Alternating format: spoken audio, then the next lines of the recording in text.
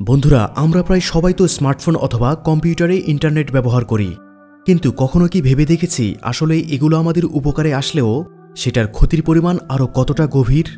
তো আমেরিকান সরকার দীর্ঘদিন ধরে মানুষের পার্সোনাল তথ্য বেআইনিভাবে চুরি করে আসছিল, কিন্তু একটা সময় একজন লোক তাদের এই কর্মকাণ্ডের বিরুদ্ধে রুখে দাঁড়ায় এবং সারা পৃথিবীর মাঝে সে আমেরিকাকে কাঁপিয়ে তুলেছিল, যার কারণে সেই লোকটি সাধারণ মানুষের মাঝে হিরো হয়ে উঠেছিল।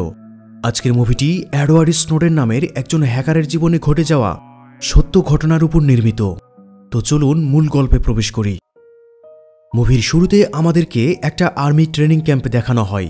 এখানে আমাদেরকে মুভির মূল ক্যারেক্টার স্নোডেনকে দেখানো হয়। স্নোডেন এখানে মিলিটারি ট্রেনিং নিচ্ছিল। স্নোডেন মিলিটারিতে জয়েন করেছে কারণ তার পরিবারের বেশিরভাগ সদস্যই মিলিটারিতে জব করে, কিন্তু স্নোডেনের মিলিটারির প্রতি খুব বেশি ইন্টারেস্ট নেই, তবে সে যে কোনো উপায়ে তার দেশের সেবা করতে চায়।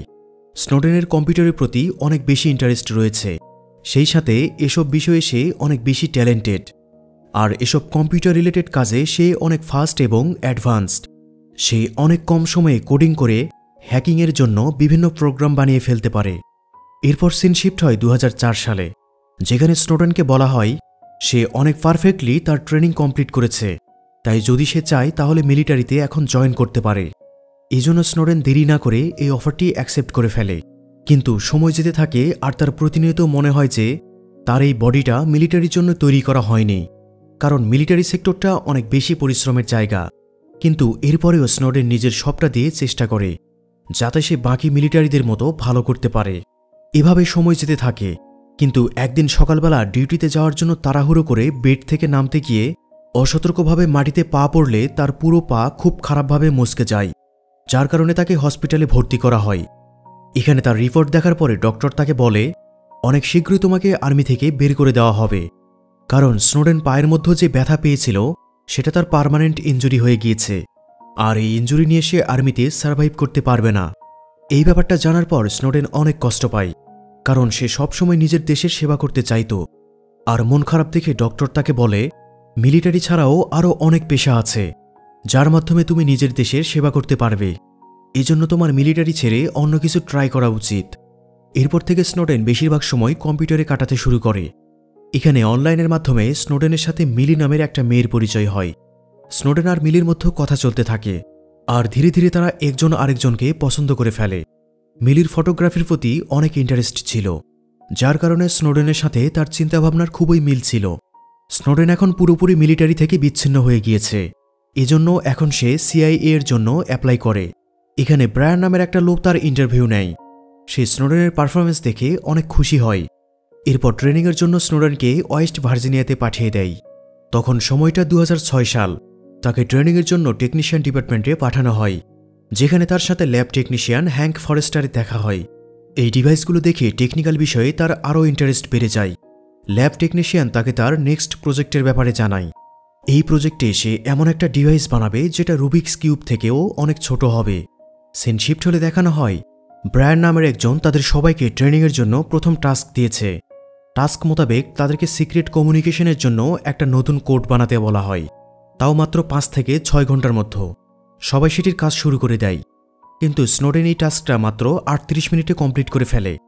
এটা দেখে ব্রায়ানের সাথে অন্য সবাই শকড হয়ে যায়, যার কারণে স্নোডেনেরও অনেক খুশি লাগে, কারণ সে সবার থেকে ভিন্ন কিছু করেছে। এভাবে সময় যেতে থাকে আর তাদের ট্রেনিং চলতে থাকে। যাই হোক, পরের সিনে দেখানো হয় সামনে ট্রেনিংয়ের জন্য সব লোকদেরকে ওয়াশিংটন ডিসিতে পাঠানো হয়েছে। এখানে প্রথমবারের মতো স্নোডেনের সাথে মিলির দেখা হয়। এতদিন ধরে দুজনে শুধু অনলাইনে কথা বলেছিল, যার কারণে এর আগে তাদের কখনো দেখা হয়নি, তাই দুজন দুজনের সাথে দেখা করে অনেক খুশি ছিল। তারা দুজন অনেক ভালো টাইম স্পেন্ড করে। এখানে স্নোডেন তার কাজের ব্যাপারে মিলিকে কিছুই বলে না। সে যে সিআইএতে কাজ করে এই ব্যাপারটা মিলির কাছে থেকে গোপন রাখে। উল্টো সে মিলিকে বলে সে ফরেন মিনিস্ট্রিতে কাজ করে। এভাবে কিছুদিন তাদের দুজনের কথাবার্তা চলতে থাকে, আর তারা বেশ ভালো সময় কাটাতে থাকে। কিছুদিন পর স্নোডেন আবার ভার্জিনিয়াতে ফিরে আসে, যেখানে স্নোডেন ব্রায়ানকে সিআইএ এর সব ডিভাইস আর সিস্টেমের সিকিউরিটির ব্যাপারে জিজ্ঞেস করে, যাতে কেউ সেই সিস্টেমগুলোর ভুল ব্যবহার করতে না পারে। এতে ব্রায়ান তাকে বলে তাদের সিস্টেম এতটাই নিরাপদ যে কোনো সাইবার হ্যাকার এটা হ্যাক করতে পারবে না, কিন্তু আমাদের আসল শত্রু হচ্ছে রাশিয়া, চীন আর জাপান। কারণ এই লোকগুলো আমাদের সিস্টেমে ম্যালওয়্যার ইনপুট করতে পারে। তাই আমাদের ডিপার্টমেন্টে তোমাদের মতো লোকের প্রয়োজন, যাতে আমরা সেসব হুমকি থেকে নিরাপদ থাকতে পারি।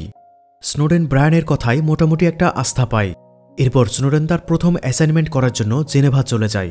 এখানে তার কাজ ছিল সিআইএ এর সিকিউরিটি সিস্টেম চেক করে তাতে নতুন একটা সিকিউরিটি সিস্টেম ইনপুট করা, যাতে কেউ সেটাকে হ্যাক করতে না পারে। জেনেভা পৌঁছে স্নোডেন তার কাজে লেগে পড়ে। সেখানে টেকনিশিয়ানদের সাহায্য নিয়ে সে প্রথমে সেখানের সিস্টেম বোঝার চেষ্টা করে। এরপর সে নিজে নিজে সেগুলোকে হ্যাক করার চেষ্টা করে, যাতে ওই সিস্টেমের দুর্বলতা খুঁজে বের করতে পারে, আর এরপর যাতে সেগুলোকে ঠিক করতে পারে। তাই সে বারবার সিস্টেমকে হ্যাক করতে শুরু করে। এই জন্য সিস্টেমে বারবার প্রবলেম হতে শুরু করে। এই প্রবলেম দেখে জেনেভার সিআইএ হেড তাকে নিজের রুমে ডেকে নেয় আর তাকে বলে যে তুমি যে কাজ করছো সেটা ভুল, কারণ এর মানে হচ্ছে তোমার কাছে সিআইএ এর সম্পূর্ণ ডেটা আছে, আর এটাকে পারমিশন ছাড়া অ্যাক্সেস করা অনেক বড় একটা অপরাধ। তাই যত তাড়াতাড়ি সম্ভব তুমি সেই ডেটাগুলোকে ডিস্ট্রয় করে দাও, নয়তো তোমার বিরুদ্ধে আমাদের লিগ্যাল অ্যাকশন নিতে হবে। স্নোডেন সব ডেটা নষ্ট করতেই যাচ্ছিল, তখনই তার কাছে সিআইএ এর আরেকটা এজেন্ট আসে। এই এজেন্টের নাম গ্রাভিয়েল। গ্রাভিয়েল স্নোডেনকে একটা নতুন অ্যাপ দেখায়, যেটার হেল্প নিয়ে তারা যে কারো ডিটেইল ইনফরমেশন বের করতে পারবে। আসলে এই অ্যাপটা একটা সার্চ ইঞ্জিনের মতো। স্নোডেন এই নতুন অ্যাপ দেখে টেকনোলজির ব্যাপারে আরও বেশি ইন্টারেস্ট ফিল করে। এরপর সিন শিফট হলে দেখা যায় স্নোডেন একটা পার্টিতে এসেছে। সেখানে তার সাথে সিআইএ এজেন্ট পেরিসের দেখা হয়। সে তাকে নতুন একটা অ্যাসাইনমেন্ট দেয়। এই অ্যাসাইনমেন্টে স্নোডেনকে মার্ভেন নামের একটা লোককে ট্র্যাক করতে হবে, কারণ সিআইএর সন্দেহ ছিল সেই লোকটা কিছু ক্রাইমের সাথে জড়িয়েছিল। এই কাজ করার জন্য স্নোডেন গ্যাব্রিয়েলের অ্যাপের হেল্প নিয়ে মার্ভেনের ব্যাপারে ডিটেল বের করে, কিন্তু এখানে তারা তেমন ভালো কোনো পয়েন্ট খুঁজে পায় না যেটার হেল্প নিয়ে তারা তাকে গ্রেপ্তার করতে পারবে। তাই এবার গ্রাভিয়েল আর স্নোডেন মিলে একটা প্ল্যান করে। তারা ঠিক করে তারা তাকে ব্ল্যাকমেইল করে সব সত্যি বের করার চেষ্টা করবে। এজন্য স্নোডেন আর গ্রাভিয়েল প্রথমে তার ঘরে সব সিস্টেম হ্যাক করে ক্যামেরার অ্যাক্সেস নিয়ে ফেলে। এরপর তারা দুজন মার্ভেনের বোনের ভিডিও রেকর্ড করে ফেলে, যেটাতে সে ড্রেস চেঞ্জ করছিল। এরপর তারা দুজন মার্ভেনের ওয়াইফ আর মেয়ের ব্যাপারেও ইনফরমেশন বের করে ফেলে, আর এতটুকু ইনফরমেশন তাদের জন্য যথেষ্ট ছিল। এই ইনফরমেশনের হেল্প নিয়ে তারা মার্ভেনের মুখ থেকে সত্যি বের করতে পারবে। স্নোডেন এসব ইনফরমেশন নিয়ে পেরিসকে দিয়ে দেয়। তখন পেরিস তাকে বলে তারা মার্ভেনকে নেশাগ্রস্ত অবস্থায় ড্রাইভিং করার কেসে ফাঁসিয়ে দেবে।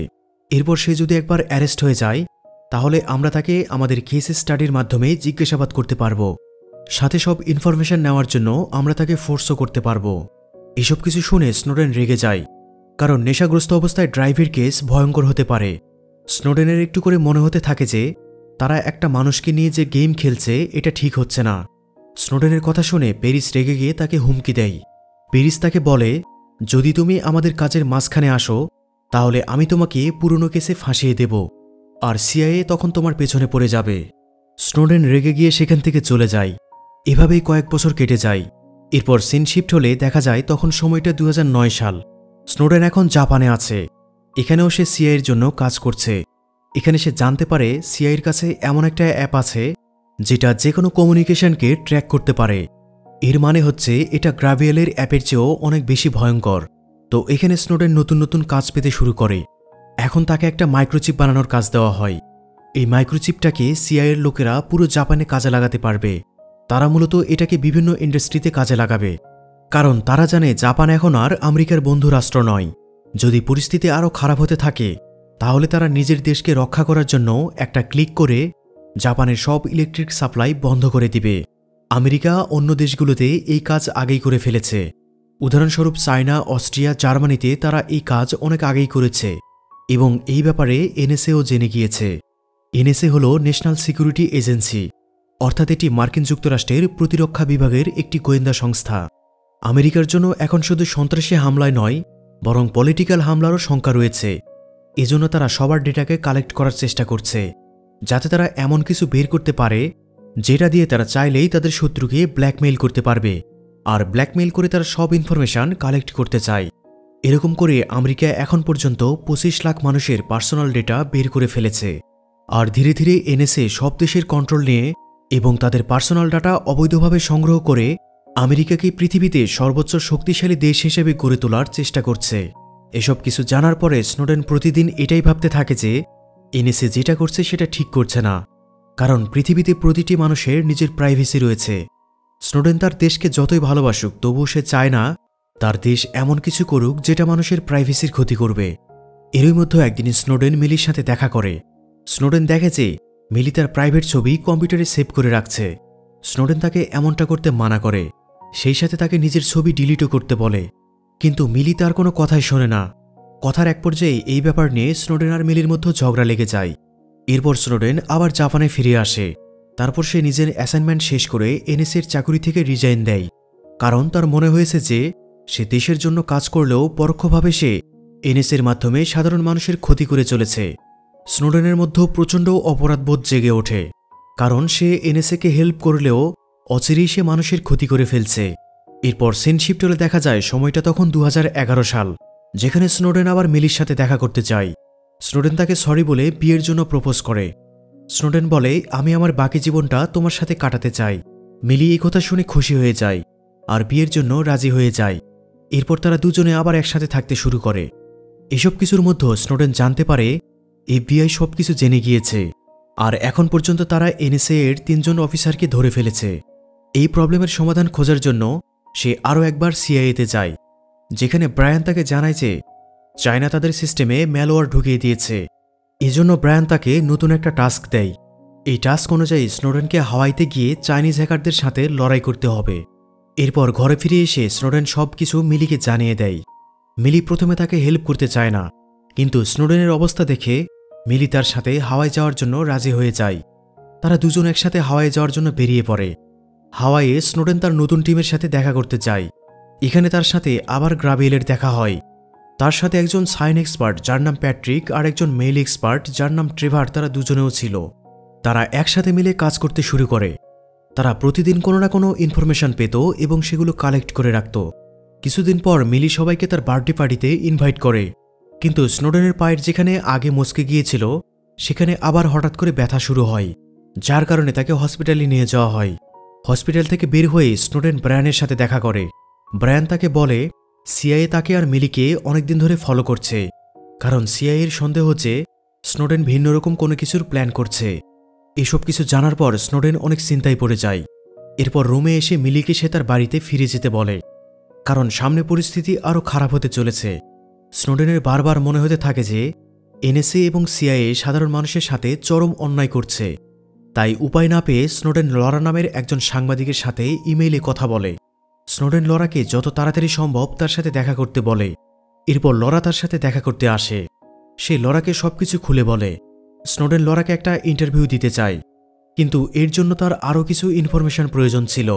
এজন্য সে আবার সিআইএ অফিসে যায়, আর সেখানে সব ডেটা একটা মেমোরি কার্ডে কপি করে সেই মেমোরি কার্ডটা রুবিক্স কিউবের মধ্যে লুকিয়ে ফেলে। সেখান থেকে বের হওয়ার সময় সে সবাইকে বলে যে আজকে তার শরীরটা খারাপ লাগছে, কিন্তু স্নোডেন জানত অফিস থেকে তাকে চেক না করে বাইরে বের হতে দেওয়া হবে না। এজন্য সে এখানে বুদ্ধি খাটিয়ে সেই স্ক্যানিং গেটে প্রবেশের আগেই একরকম মজা করেই রুবিক্স কিউবটা সেখানে থাকা গার্ডের দিকে থ্রো করে এবং তাকে সেটি মজা করে মেলাতেও বলে। গার্ডও এটা মজা হিসেবে নিয়ে সেটি ক্যাচ ধরে, আর গার্ড সেই স্ক্যানিং গেটের পাশে দিয়ে রুবিক্স কিউবটা মেলানোর চেষ্টা করতে করতে ওপাশে চলে আসে। ততক্ষণে স্নোডেনও নিজের স্ক্যান শেষে বেরিয়ে আসে। তবে রুবিক্স কিউবটা সে গার্ডকে মজার ছলে থ্রো করলেও গার্ড সেটি হাতে নিয়ে ম্যানুয়ালি চেক করে, কিন্তু গার্ড সেখানে কিছুই দেখতে পায় না। এরপর স্নোডেন গেটের ওপাশে এসে গার্ড থেকে সে আবার রুবিক্স কিউবটা ফিরিয়ে নেয়, আর এভাবেই গার্ডদের বোকা বানিয়ে সে ডাটাগুলো পাস করে ফেলে। আর অফিস থেকে বের হয়ে এসে সোজা সে লরা আর ড্যানিয়েলের সাথে দেখা করে। এরপর প্রথমে তাদের মোবাইলের সিগন্যাল জ্যামারে ফেলে দেয়, যাতে কেউ তাদেরকে ট্র্যাক করতে না পারে।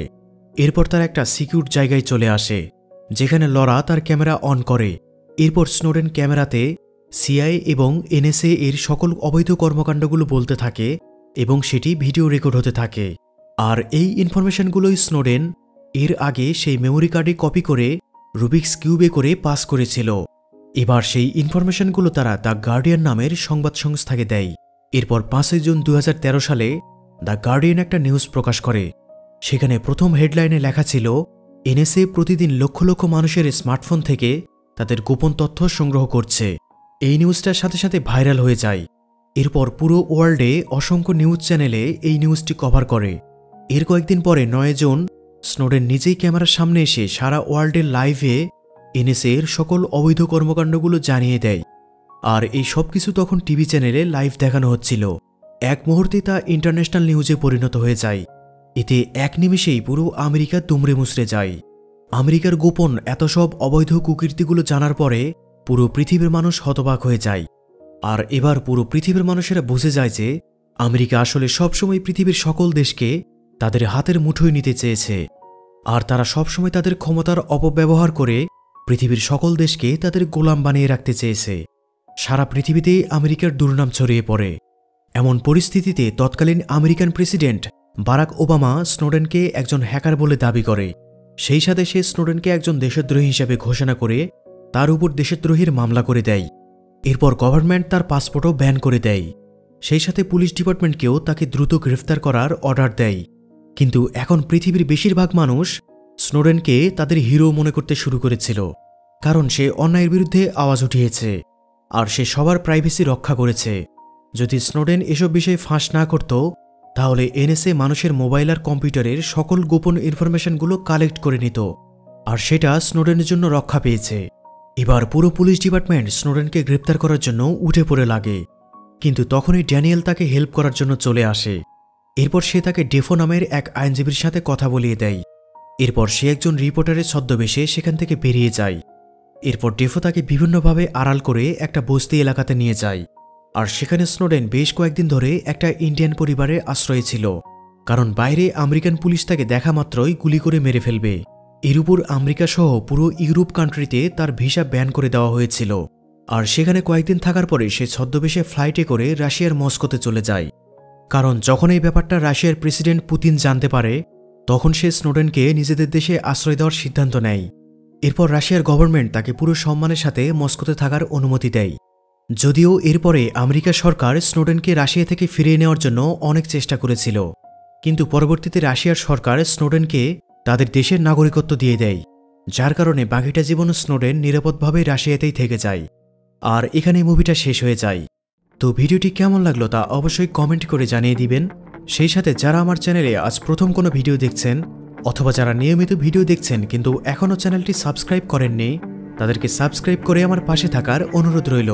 সবাই ভালো থাকুন, সুস্থ থাকুন, কথা হবে পরবর্তী ভিডিওতে।